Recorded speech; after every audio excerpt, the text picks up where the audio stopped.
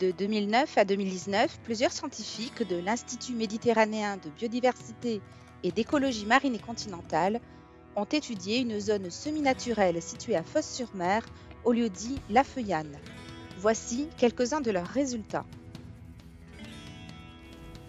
Sur le site de La Feuillane, un point important, c'est la diversité des écosystèmes qu'on y trouve. Il y a d'une part un écosystème aquatique permanent qui est celui de la Roubine qui longe la route. Il y a des parties avec des mares temporaires. Il y a eu une vidéo à ce sujet que vous avez sans doute pu voir. Et il y a des sites intermédiaires. Alors, cette grande diversité de disponibilité en eau donne une très grande diversité d'abord au niveau floristique, c'est ce que Arne Sadkam a bien mis en évidence dans la vidéo qui est disponible par ailleurs. Pour rappel, il a fait des échantillons de sol desquels il a déterminé 140 espèces de plantes. Et certaines de ces plantes, comme les petites zélatines qui font quelques centimètres, ne sont en fait visibles que quelques semaines sur l'année et pas nécessairement chaque année. Sur quoi on a focalisé pendant 10 ans, c'est essayer de voir en quoi nos écosystèmes finalement pouvaient réagir entre guillemets normalement, pouvaient être dynamiques. Et c'est tous les résultats, depuis tout à l'heure, on passe compartiment par compartiment, on se rend compte que dans tous les compartiments, ça réagit, ça bouge. Alors pour revenir vers quoi? On ne sait pas. Et est-ce qu'il faut vraiment revenir? Ça, c'est une question un petit peu plus philosophique.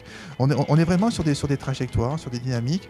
Et ce qui est important, c'est permettre aux écosystèmes de réagir sans arrêt et d'essayer de s'adapter sans arrêt. Pour ça, il faut qu'ils gardent leur fonctionnalité.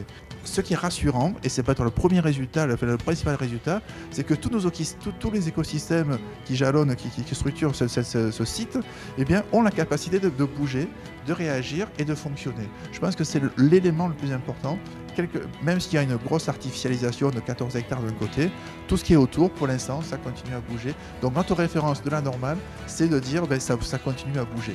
Et c'est peut-être pas satisfaisant pour tout un chacun comme résultat. Pour un écologue, c'est primordial. Par exemple, nous, on a actuellement une thèse qui commence sur notamment qu'est-ce que ça veut dire les références pour les mares temporaires. Qu'est-ce que ça veut dire des références dans un système qui est changeant et dynamique? Et donc c'est quelque chose qu'on va faire sur 6 ans, un suivi, mais on a déjà 20 ou 30 années de données. Et c'est absolument primordial de partager nos données pour pouvoir documenter ces changements et qu'est-ce qu'on peut faire, comment on peut réagir. Pour en savoir plus ou revoir l'ensemble des vidéos du colloque dématérialisé, retrouvez-nous sur feuillane.imbe.fr ou sur la web télé tv.imbe.fr.